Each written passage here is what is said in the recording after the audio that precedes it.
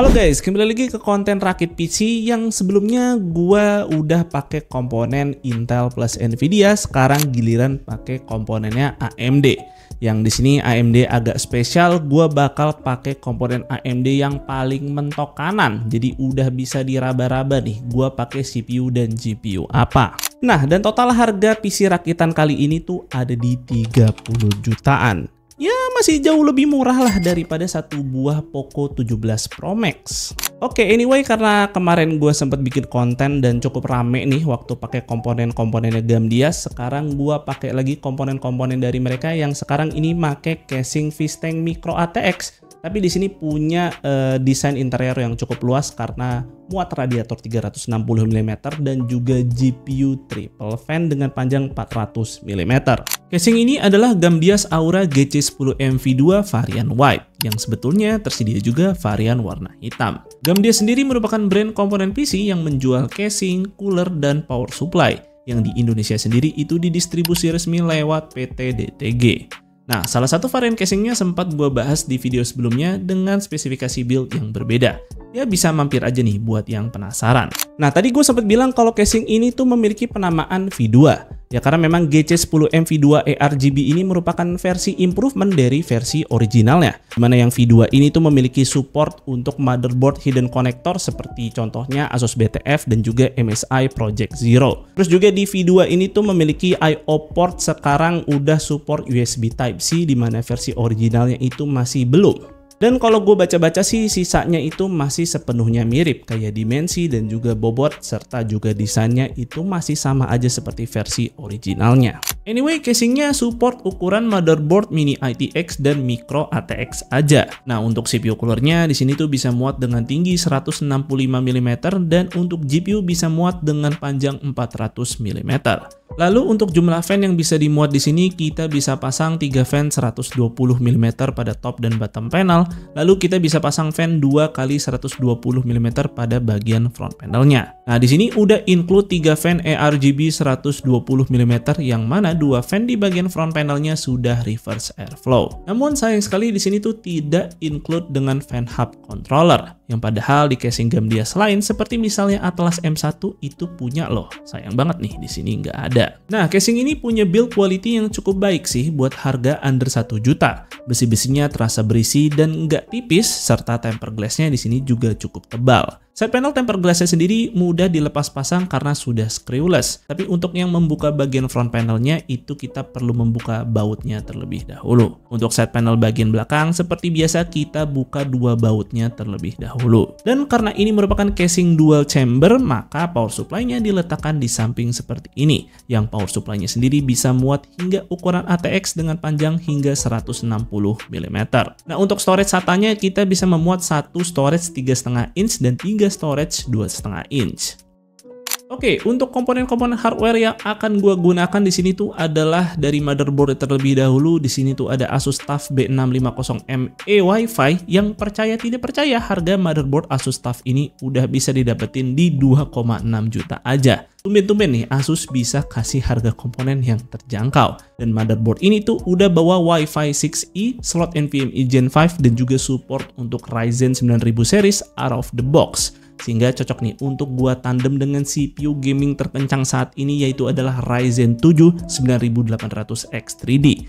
Yang nggak usah pakai oce-ocean di sini tuh udah oke banget. Maka dari itu si motherboard seri B masih bisa banget di pair dengan CPU ini. Nah, untuk RAM-nya gue akan pakai T-Force Extreme DDR5 2x16GB yang di sini tuh bisa kasih speed 6400 MB transfer per second dan ini juga udah support profil AMD Expo. Apalagi RAM-nya juga punya heatsink lumayan tebel jadi bakal tetap adem nih walau dikasih speed yang tinggi. Untuk SSD gue bakal pakai T-Force G50 1TB yang di sini punya speed baca 5GB per second yang rasanya sih udah lebih dari cukup ya untuk kebutuhan gaming dan di harga segini sih udah dapat heatsink Graphene juga jadi ya oke lah. Nah, untuk penggunaan CPU cooler biar nanti anti parno nih gue akan pakai Gamdias Xiaomi E4 240 yang mana ini merupakan cooler yang punya digital display. Jadi cocok nih bagi yang selalu khawatir sama suhu CPU-nya. Nah, secara cooling performance, cooler AIO ini tuh punya performa pump di 4600 RPM Dan radiator fan-nya punya speed di 1800 rpm dengan airflow yang cukup tinggi di 73,3 cubic feet per minute. Nah, secara desain Cione E4 ini tuh cukup cakep dengan ARGB LED pada fan-nya dan juga di bagian CPU blocknya. Fan-nya di sini udah clean dari perkabelan serta out of the box sudah pre-install seperti ini. Secara build quality dia tuh memang bukan yang terbaik mengingat harganya sih masih under 1 juta. Kemudian juga secara perkabelan keseluruhan dia cukup banyak nih dan gado-gado ya sebagai sebuah AIO. Ya gue cukup paham karena di sini Gamdias pengen ngasih dua opsi konektor RGB, yaitu pertama menggunakan kabel 3 pin motherboard, atau opsi kedua nih jika kita tidak memiliki colokan 3 pin pada motherboard kita bisa pakai colokan SATA plus ada switch untuk mengganti RGB-nya. Nah, buat gonta-ganti digital displaynya kita tinggal unduh software bernama ZeusCast yang di sini tuh menurut gua softwarenya punya UI yang mateng banget dan sangat user friendly. Kita bisa ganti nih antara suhu CPU atau fan speednya. Dan karena tadi gue menggunakan CPU cooler AIO, maka setup airflow dari casing ini tuh menjadi negative air pressure, yang mana ini akan membuat debu-debu tuh mudah terhisap ke dalam casing, yang nanti kedepannya malah PC-nya jadi gampang debuan. So, supaya menjadi positive air pressure, maka gue harus menambahkan extra fan yang bertindak menjadi intake.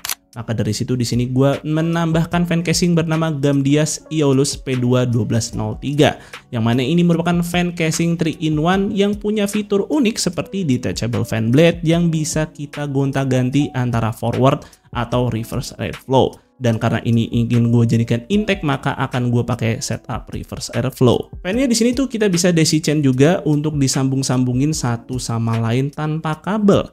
Ya walau sih belum magnetic, tapi ini udah oke banget sih. Plus secara build quality juga udah kayak fan casing premium. Nah, fiturnya itu nggak cuman terlihat dari penampakan fisik aja, tapi secara software di sini tuh kita bisa otak-atik fan-nya menggunakan software Gamdias melalui ZeusCast. Fan-nya bisa diotak-atik berbagai macam, mulai dari RPM-nya, bisa dibikin manual fan speed-nya, terus juga di sini tuh kita bisa men-setting satu-satu bagian fan-nya mana yang mau dimatikan dan mana yang mau dinyalakan. Dan juga di sini kita bisa atur RGB-nya sesuka hati dengan fleksibel sekali. Tentu gue harus appreciate software dari Gamdias ini bener-bener mateng banget secara fitur dan juga UI-nya sangat user friendly. Dan satu pak isi 3 ini tuh cuma dihargai 800 ribuan aja. Ini udah cukup terjangkau sih buat fitur-fitur yang dikasih, apalagi juga udah di backing sama garansi selama 2 tahun dari DTG. Ya sebenarnya sih bisa-bisa aja tanpa perlu nambahin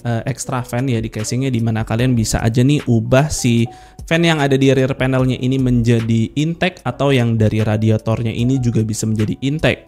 Tapi di sini ya nanti estetiknya menjadi jelek karena ini fan-nya itu merupakan berdesain forward, jadi nanti nggak bagus aja untuk dilihat. Nah, kemudian untuk GPU di sini gue akan pakai Radeon RX 9070 XT yang merupakan GPU Radeon terkencang nih saat ini yang sudah berbasis RDNA 4. Dan tentunya di sini gue pakai model Asus TUF biar serasi nih dengan motherboardnya. Kemudian untuk power supply dengan spek seperti ini, gue akan percayakan pada power supply baru dari Gamdias bernama Helios P2 850G fully modular, yang dengan harga 1 jutaan kecil aja udah dapat power supply 850 watt gold yang udah ATX 3.1. Dan juga di sini mendapatkan garansi selama 5 tahun dari DTG. Nah, untuk proteksi yang sudah disematkan pada power supply ini tuh lengkap semua, dan untuk AC inputnya di sini sudah full range. Nah, namun sayang aja di sini tuh belum menggunakan kapasitor utama merek Jepang, yang di sini masih menggunakan merek Taiwan Tier kedua. Tapi ya masih kategori yang good enough, apalagi secara harga power supply 850 watt ini kan cuman 1 jutaan kecil ya, dibanding kompetitornya tuh yang malah bisa tembus hampir 2 juta. Kemudian untuk soal perkabelannya, di harga segini udah dapat colokan 12 VHPWR yang support output daya sampai 450 watt. Dan kelengkapan kabelnya juga udah ada semua, termasuk colokan 8 pin buat GPU, walau di sini tuh udah dilengkapi sama 12 VHPWR. Dan sekarang kita masuk ke total harga rakitan PC ini, dimana gua rakit PC ini tuh dengan budget di 30,9 juta. Yang mana ini masih cukup wajar sih untuk spesifikasi yang dipakai pada PC ini. Dan kalau kalian masih mau mendang-mending, ya silakan aja ganti CPU coolernya ke yang dual tower ya, dual tower air cooler. Atau juga silakan aja itu yang extra fan gua pakai di bagian bawah tuh bisa dihilangkan aja. Tapi di sini sebenarnya personally gue masih prefer untuk pakai liquid cooling karena ya masalah accessibility, karena lebih mudah untuk gonta-ganti SSD dan juga copot pasang GPU dibandingkan pakai dual power air cooler. Kemudian kita masuk nih ke tes gaming PC-nya, yang kayaknya sih PC ini secara spesifikasi bakal awet sampai 10 tahun lagi atau bahkan sampai Indonesia emas gitu. Karena buat main CS2 aja tuh bisa tembus sampai di atas 500 FPS di resolusi 2K native dengan settingan grafis ala competitive player tentunya alias rata kiri. Yes, ini sih FPS-nya udah lebih dari tumpah-tumpah, cuman pertanyaannya, percuma juga FPS setinggi ini kalau ya emang ada monitor yang bisa tembus sampai 500 Hz. Well, ternyata di sini ROG baru aja ngeluarin monitor 2K 500 Hz pertama di pasaran. Dan ini bukan IPS panel ya, melainkan menggunakan panel OLED. Nah, ini tentunya cocok banget buat ngimbangin kencengnya CPU bound game kayak CS2, mengingat 9800 X3D itu CPU gaming terkencang di planet bumi saat ini. Dan kalau misal kalian nggak butuh sama refresh rate 500 Hz-nya, kayak main game-game yang berat gitu, yang memang GPU bound dengan visual oriented, well, kita tetap bisa nikmatin kontras rasio terbaik lewat panel OLED monitor ini. So ya, ini win-win solution banget sih.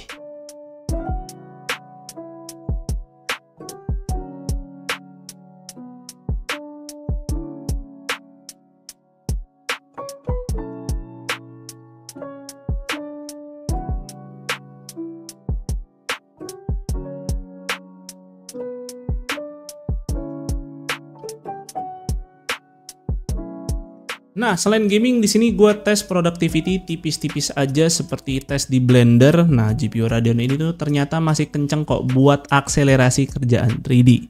Dan untuk AI seperti LLM di sini tuh bisa dapat hingga 100 plus token per second, yang mana ini udah kenceng banget sih, apalagi datang dari GPU yang katanya kenceng buat gaming only. So, itu dia rakitan PC kali ini. Tulis aja pendapat kalian tentang PC ini di kolom komentar. Dan mungkin segitu aja untuk videonya kali ini. Semoga video ini bermanfaat buat kalian. Jika kalian berkenan, like dan share video ini. Dan jangan lupa subscribe channel Suka IT jika kalian nggak mau ketinggalan kontennya. Dan jangan lupa juga follow Suka IT di Instagram dengan nama @suka_it. Gue Fadil dari Suka IT pamit undur diri. See you on next video.